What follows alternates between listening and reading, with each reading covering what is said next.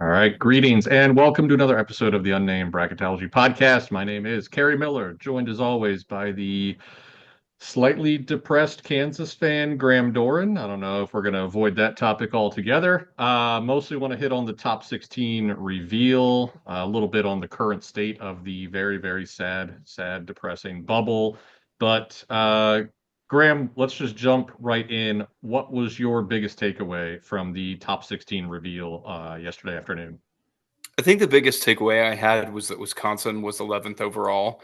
And why that really struck me was just because Wisconsin had terrific numbers.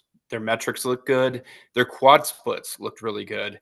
When you dig into the profile a little bit more, you see some weak spots that the committee kind of chose to overlook. And so I think 11 to 15 overall, we're all going to be pretty close. But the fact that Wisconsin got to the top of that list, I think, shows this committee is really going to focus a lot on your metrics and your quad splits, and maybe not necessarily quite as much on the quality of the wins within those quads. Yeah, I think having Houston at 8 overall also kind of said that too, right? Or kind of the opposite is what I was going to say. So Houston, metrics wise, fantastic, right? I think even before the win over Arizona, they were like ninth in resume metrics average. They were second or third in the predictive metrics. But the only real knock was they didn't have those high quality wins. Aside from that double overtime win at Kansas, just haven't done much in that quad 1A department. I thought that was going to hold back Wisconsin. Um, I wouldn't have been surprised if Wisconsin was left out entirely. I think I had them at 16 when all was said and done, just because of what you've been saying. I'm trying to pull up their resume here now on the side, but they just didn't do. And we've talked about this several times heading into the Sweet 16 reveal that they did not have the upper echelon wins. And when I saw Houston at 8, I thought that was going to be grounds for Wisconsin maybe not making the cut. Uh, and then they were there at 11. Here we are, Wisconsin's resume. So they got the 7-1 quad one record. That Purdue win came yesterday. That was not part of the reveal data. Oh, come on, Warren Nolan. Why you got to do this? Um, yeah, home win over Ohio State, barely, maybe not even in the field right now. I still have them as I think my top 11 seed or something like that, but barely in the field. At Northwestern, not in the field. At Iowa, not in the field. At USC, not in the field. At Rutgers, not in the field. They just haven't done much. Like I was pretty shocked that they were at 11. Like you were saying, if you just look at the numbers and don't dig into it, there is a case for them at 11, and that's a little concerning. Maybe a reminder that we dig into this way more than the committee does. I mean, I know that Bubba Cunningham made the point that they have 5 new committee members. A lot of it was just getting familiar with the process. Maybe they weren't all that dug in yet on certain teams. I don't know. And we've said this before that, and I think it was Lenardi said it one time when we were doing the mock stuff that you don't want to put too much stock in what the committee did at the top 16 reveal because they might not even remember why they did what they did in the top 16 reveal. Was there anything else that struck you? I didn't have really any problem with anything beyond Wisconsin. Yeah, I think all of it really made a lot of sense. 11 to 15 is kind of where I had some teams mixed up around, but that was about it. And going into it, knew they could really kind of be in any order. So it was just what is the flavor that the committee chooses at that given moment. What are you taking anything away from this that you're going to spin forward for the next month in bracketology purposes? Just putting more stock on just straight up quad one record as opposed to the quality of those wins, or no? I think a little bit, but that's about it. I think sometimes you can overthink what the committee does at the reveal and end up costing yourself down the road. Last year, we looked at San Diego State being 14th overall and thought, wow, maybe the committee really does respect the Mountain West. And that could not have been more off base. So, sometimes you just have to kind of step back and say, you've been doing this for so many years. Just stick with what got you here, and you're probably going to be more right at the end than what anything you see in the reveal. Stick to your guns. That's a good call. I was a little surprised that Kentucky was only one spot ahead of Wisconsin with all of their, upper echelon wins. I think Kentucky's seventh best win was better than what Wisconsin's best win was as of yesterday. So I don't know. I'm the same boat. I'm going to stick with what I got. I feel like I was pretty, aside from Wisconsin, pretty darn close. I actually had 12 through 16 in order. I just had Wisconsin behind all of them. So if I had Wisconsin right, I'd have been almost exactly right. So yeah, I'll just stick with what I got. And then current state of the bubble, man, going through the resumes this morning was rough. I mean, I tweeted about it a lot last night that just nobody's playing well on the bubble. We've gone from there might be 14 SEC teams to there might be 9 SEC teams. I mean, not right now. I don't think there's any way you can put together a bracket and only have 9 SEC teams at the moment. But man, that whole SEC bubble, I think they're 5 and 15, those 5 teams over the last 2 weeks. Obviously, the ACC bubble pretty ugly. North Carolina down and out, Pitt down and out. SMU took a loss. I have Wake Forest in, and I hate every little bit of it. Where does it start to get really ugly for you? And I should add, since we're not like doing this live, we just watched Drake lose to Bradley. They would have been a 9 seed for me. Now they probably drop down to a 10 seed, which means I'm going to have my bottom 9 seed is not a team that I even want to be in the field right now. I'm looking at that list in front of us, and I don't see any team that strikes me as a particularly good resume. So it's really Yeah. just your flavor of decent resume to bad resumes. And I think the issue that we're seeing right now is a lot of the teams that are probably the best still haven't started to separate themselves. And that'll be what's going to be interesting over this last month are the BYUs and the Texases that have started to pick up some quality wins now. Are they going to continue on that trajectory? And I think when I've been putting out my tournament chances graphics, a lot of people are like, how can you have BYU ahead of UCF? It's like, well, because I think BYU is better. Even if their resume isn't as good at this given moment, I think they're going to start to build wins. Same things with Texas. And I think that's what we're starting to see now. So those teams that have those better quality metrics, I think they're probably going to start to continue to move that way. I was disappointed that Drake lost today to Bradley because I really think the Bulldogs were in terrific shape if they could have won this game.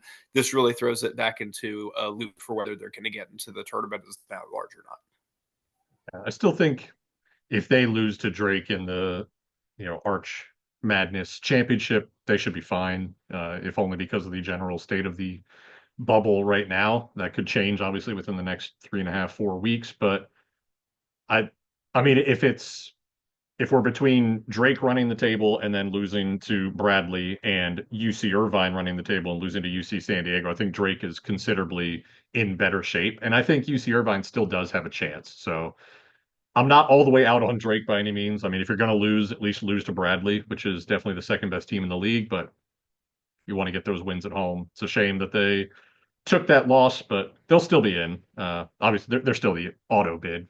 Doesn't change anything for who's in or out, but they do drop a little bit, in my opinion. Um, where do you have Ohio State now? After they now have 11 total losses after the loss today to Michigan. That's my problem with the bubble right now is like everybody's got 11 or 12 losses. Like, Kansas State, right? Resume wise, they look okay. They've got 3 great wins over Iowa State, Kansas, and Arizona, but they have 12 losses. So, how are you dealing with the just overall quantity of losses? Since we know, like, if you get to 13, 14 losses, with very few exceptions, you're out. Yeah, I think we're starting to see teams like Ohio State, who I had as a 9 seed entering the day. I think they're probably going to drop to a 10 after losing at home to Michigan. Not a bad loss by any means, but loss accumulation, like you mentioned, is starting to become a problem for the Buckeyes. And I think what we're going to have to probably change this year compared to a lot of years is just our view on loss accumulation. You get into some Yeah. of these massive conferences, and the difference between the ACC and the SEC is gigantic. So in the ACC, you're going to have a great record. In the SEC, you're probably not going to have a great record. And we're used to seeing these conferences, even if they're different, somewhat more similar. And now you've got an 18-team ACC and a 16-team SEC, and the results could not be more different. So it's just going to have to take some time to figure out how the committee parses through those. I think it's absolutely possible you could see teams from the SEC getting in at 17-14 or records like that. Whereas in the ACC, you might have to have 20 wins or 21 wins. That could be the difference there. Yeah. You also have the both the Big 12 and the Big 10 playing 20 game slates, right? I mean, that's obviously going to impact the overall records. Everybody's going 500. Even the mighty SEC is 500 in conference play, from what I hear. That's shocking information. What a stupid thing. Who moved the most for you, like in the last, aside from, if you had to move Wisconsin up because the committee told us we had to, who in the last like 5 days has really moved the most for you? Well, I think UConn just took a bad loss to Seton Hall. So for me, that kind of puts them from that 6 to 7 seed range to looking at the maybe possibly back into the 7 line, but more likely 8 or 9 range. It's really not that this one loss is everything, but now they've got 2 quad 3 losses. And UConn already had resume and efficiency metrics that were kind of worse than we were expecting. And they were getting a big bump up because of how they did in quad 1A against the top of their schedule. But you start to look at UConn, you think, okay, I could kind of give you the break when you had those great wins. But now that you have 2 bad losses, it kind of makes you think maybe they go closer to where some of those metrics indicate they should be. I only do full bracket updates on Tuesday mornings, right? So, uh, Connecticut, I did not have the road win over Creighton factored in yet.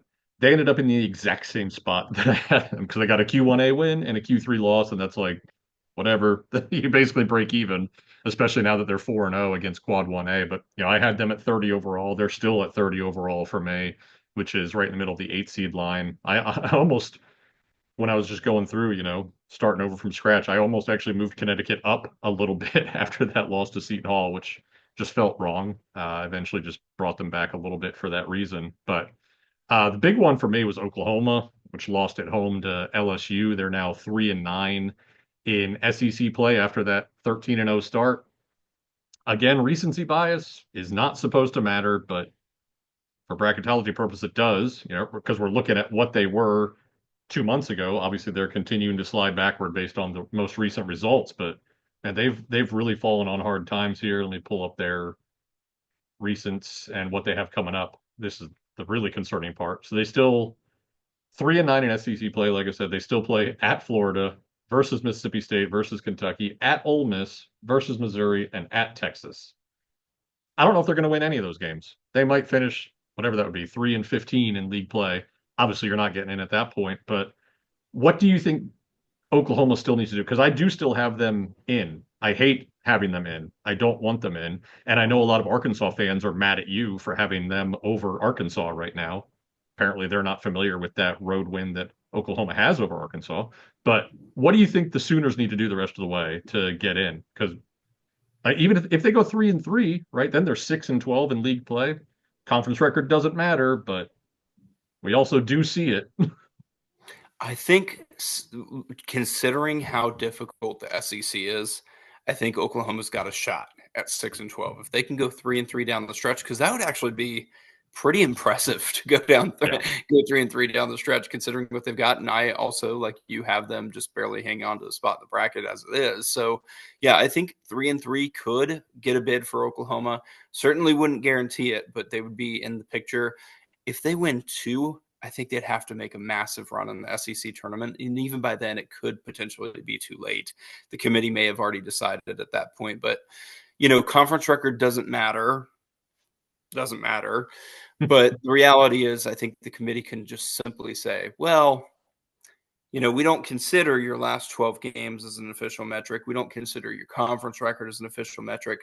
But Oklahoma had a lot of opportunities down the stretch, and they didn't really convert the massive amount of opportunities they had down the stretch. That's their speak for your conference record is not any good.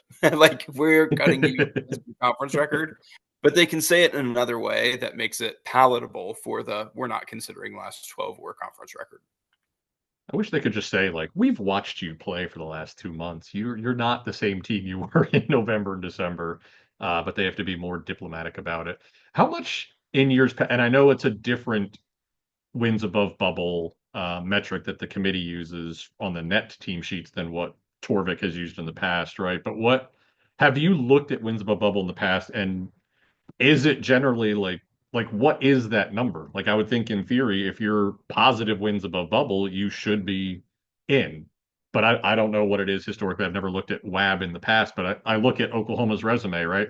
And it says they are, even after that horrible loss to LSU, they're still 1.3 wins above bubble.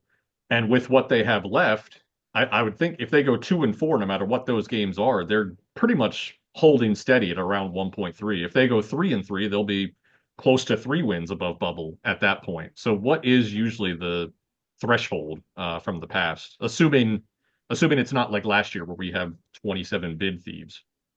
Yeah, I think it really depends on the team of the year and what other resume metrics they have. For example, sometimes you'll have teams that have worse strength of record and WABs, but then you look at their KPI, and their KPI is really good because yeah, they dropped some games they shouldn't have dropped along the way. But man, do they have some good quality wins. And KPI loves when you pick up elite wins. So that, and that's what the committee has done in the past too. We've seen it with teams like St. John's and Rutgers and Arizona State over the years, who had some terrible losses on the resume, but their wins were so good that they overcame that and still got into the field anyway. So I think I'm looking at WAB as just another metric like strength of record and KPI, and really looking not necessarily for the number of wins the team had above bubble, but kind of where are they ranked within that metric. Yeah. Okay. I was just curious because I think the very first pod we did this season, I said I've never looked at WAB before in my life, and we'll see how it goes. I'm basically just treating it like a third average resume metric to factor in. I don't really focus on any one in particular, which I think is probably the way to go. But we'll find out if that's accurate. What is your state of your last four in, first four out right now? Have you gone that far? I assume you have. Yeah, so the last four that I have in includes that Oklahoma team.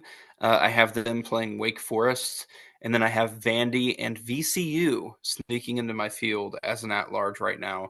VCU doesn't have necessarily a prototypical selection resume, but what they do have is a 6-4 record against quads 1 and 2. Yeah, they have a terrible loss to Seton Hall, but is that worse than UConn losing to Seton Hall? I mean, now that Seton Hall's got another win over a quality team. And I will say this for VCU. They've played a lot of games in quads 3 and 4. So you would expect them to lose at least once at some point, just given the volume of chances they had to drop a game. So I'm looking at VCU as a team that do I think they could become an at-large selection by the end of the year? Yes. Do I think they could be there right now? Yes. But they're going to have to win at a high clip to get in that position, because even as is right now, they're the last team in my bracket.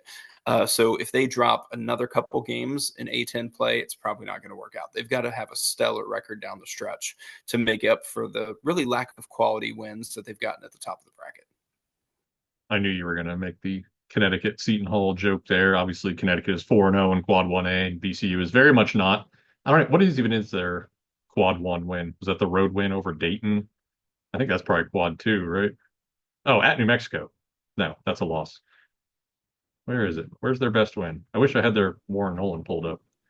It's definitely not Miami. That was not a good win. Is Colorado State? No, they're not top 50. I don't even know. It's got to be at Dayton. Whatever it is, it's not great.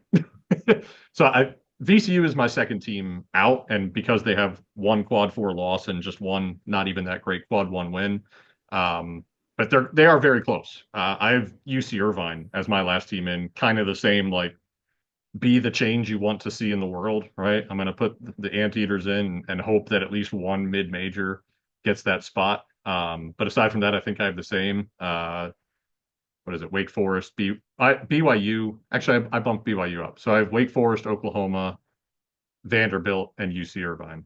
So I have BYU as my next to last, or my last team, last bye. How do you even say that? They're my fifth to last team in. First few out, Arkansas, VCU, Georgia, then Kansas State and Xavier. Aside from VCU, they all have 10 losses or more. Had plenty of opportunities, but Arkansas has 3 Quad 1A wins. So does Kansas State. I think they're mandated to be in the conversation because of that, but I think they've done enough bad that they can both be out at this point. Do you have similar teams right on the other side of your cut line? Yeah, similar, but I actually have Indiana as my first team out right now. Ew. And again, I think that just speaks to the state of the bubble, but what did the Hoosiers do this week? They won in East Lansing. That's a huge victory for an Indiana team that already had multiple quality wins on the road. So that could potentially be something to watch for Indiana. If they can get a palatable record, those road wins could really separate them from any of the other teams that they're competing with on the bubble. So if maybe we could just pull up Indiana really quick at number They're there. 42 up there Yeah. and take a look at But what they've done and why, despite having strength of record and WAB in the 52, 40, or 54, 52 area, I'm still high on Indiana as a potential at large candidate, at least for now.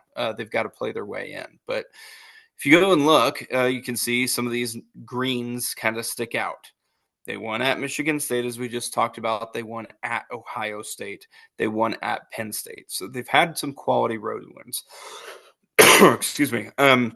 But where I think the situation could get really interesting for Indiana is if they can get that strength of record in WAB up into like the 45, 46 range, because you don't typically see teams that have that kind of range and multiple road wins over tournament teams get left out. In fact, we have never seen a team with a top 45 strength of record and two true road wins over tournament teams get left out of the field. So I think that just speaks to how important it is for the committee if you can show you can win road games over tournament teams and keep the rest of your profile pretty clean, if not very clean. yeah. No, I mean, I definitely looked at Indiana. They're probably sixth or seventh out for me. Obviously, the big thing for them is, and I highlighted it there, no losses outside of quad one, right? Oh, I highlighted way too much there. But in that regard, they're similar to Georgia, just the one additional quad one loss, which, whatever, that happens when you play a lot of quad one games. But Georgia 1-8 in those marquee games, Indiana 2-3. So yeah, that's a point in your favor there. That having that second marquee win. Now, granted, one of those is at Ohio State. Is that really a quad 1A great win? I don't know, but they're close. But it is gross to have them close again. State of the bubble. Who do you have after Indiana? I have Georgia, UC San Diego, and let me pull up because I just forgot. Arkansas. The Razorbacks are right there, even though they're only 4-10 against quads 1 and 2, which I think is, Yeah, for me, an unpalatable number at this point. yeah, that's the number one thing keeping them out for me because I think they're where is Arkansas? I think they're top 50 across the board outside of KPI. So, metrics wise, definitely they're there, but 4-10, probably not going to cut it. What year was it that Notre Dame got in? They were four Notre and Dame went nine 4-9 in 2022. So in even as 22. all the comments at the time, including from me, were, "How do you select Notre Dame when they're 4-9?" Arkansas is worse than that. So, like, Yeah, if the worst we've ever seen, and at that time was shocking that they got selected, is a little bit better. I think Arkansas really just probably shouldn't be in quite yet. Not saying they can't get there, but I think they need to add a little bit more before we move them into the field. even though I clicked on the 2022 Notre Dame, it took me to the 2025 schedule. I was like, wow, this team got in. No. What was their they had a win over there it is, North Carolina. So that was their one marquee win. They also won at Kentucky. How did they not have multiple quad 1A wins? That was what I was going to say. Even though Arkansas was 4-10, Notre Dame was 4-9. Notre Dame went 1-4 against quad 1A, whereas Arkansas has three top tier wins. Don't remember offhand what they are. Certainly at Kentucky. I think Texas was also quad 1A. What else did they get? What was my Arkansas's other big win? Probably the Michigan game, right? That would have been quad 1A. Yep, Michigan neutral court. So yeah, Arkansas is really close, but 4-10 is just a little bit too far for me. And again, I have UC Irvine there on principle as my last team, and I'm that close to not having Arkansas out. How many SEC teams do you ultimately think get in? I'm going to stick with 11. That's kind of been the number that has come into my head now. I think we're seeing Texas looks like they're pretty good shape for getting in, but all Yeah. of a sudden Georgia to me looks like a no-go. Oklahoma looks like a no-go. Vandy is going to be right on that borderline, and I think Arkansas is going to be right on that borderline. So my guess is 11, but I think I'd go 12 before 13. Yeah. I think I'm with you. If it's 11 and a half, that's a stay away at this point. Whereas Vanderbilt, I mean, Vandy's remaining schedule is just horrid. Not that anybody has a particularly favorable schedule in the SEC, but for these teams that, 17 and 8 Vanderbilt, all they need to do at this point is not accumulate losses, but can they avoid doing that when they've got at Kentucky, at Texas A&M, at Georgia? Again, I think we've discussed it before. I think that might be a play out game right there at the end of the season versus Arkansas as well. Man, that's going to be one hell of a bubbly final week for Vanderbilt, Arkansas, and Georgia, and then Missouri and Ole Miss. I mean, if they even if they go 3-3, they'll be in at 3-3. I don't know that I trust them to go 3-3 though. I mean, one thing that is really sticking out for me with Vandy is the road results that they've had. So they won at The Virginia Tech complete lack of them. and they won at LSU. Yeah. Maybe that could potentially be enough if they finish strong at home down the stretch, but I kind of think that's going to be the thing that does them in if they don't get a big win on the road. Yeah, they're starting to feel a little bit like that Rutgers team from a few years back where they would just beat everybody in Piscataway, but didn't finally get even, I don't think they had a single road win until like early March, and then they finally won one or two, and that pushed them over the edge. So maybe, if they win at Georgia, like that's what the committee needs to see to get them in. Yeah, I would not be surprised if that ends up being a who's the last SEC team eliminated type of game. Yeah, I'm with you. Vandy's in trouble. Oklahoma's definitely in trouble. Georgia, we both have Georgia out now, so it's not promising for the old 13-bit SEC. I think the last 2 weeks have really done a number on that, just because the top half of the league is hold and serve. That was always kind of the concern. If South Carolina and LSU went winless against everybody except for each other, that was kind of the path they needed to get to 13, because we assumed Auburn and a few other teams would rise up, and now we are where we are. You said you do have Wake Forest in, right? So you're at four ACC teams. Is SMU completely dead? Not completely dead, but they need to beat Clemson to have a chance. Do they play Clemson? Or do they play Louisville? They do play Clemson. Who They plays get Clemson Louisville? at home, and I think it's a must-win for SMU. I can't see them being selected as an at-large without it. Yeah. I think they need to win all six, I think. I mean, they're not in my first five out, and outside of that Clemson game, which if they win it, where is Clemson now? In 26. So maybe they can win that game and not knock Clemson from a Q1 game for them. But if they if they win that game and it falls out and they end up being 0-4 in quad one, and again, we shouldn't talk like that, but we have to. Like it's the quad one record matters. I think the committee has shown that over the years, whether you have that game that's right on the cut line or not.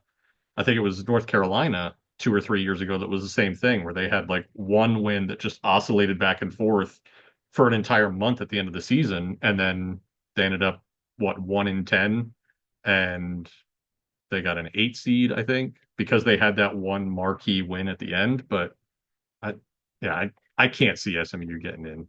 I think that even though all the metrics have them top 50, I would be sick if SMU gets in. I'll put it that way. If SMU gets in over a VCU, oh, I think if SMU wins all of their remaining games, then it can be more palatable. It won't be yeah, great, but I think it could make some sense. But if they don't beat Clemson, I just don't see how it makes any sense.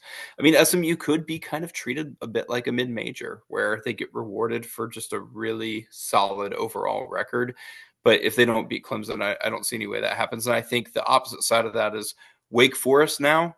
looks like they're in pretty decent shape. Not great shape by any means, but pretty decent shape because they maybe seemingly have made SMU a clear second team behind them on the ACC bubble.